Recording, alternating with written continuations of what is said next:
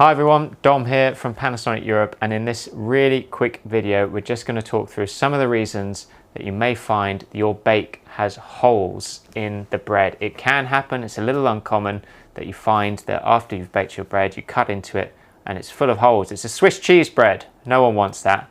Here's some of the reasons why that might happen. Number one is the moisture level is way too high, so try reducing bit by bit in your next bakes the amount of water you're adding in your ingredients. Start with just 10 milliliters at a time, and just see if that improves the bake.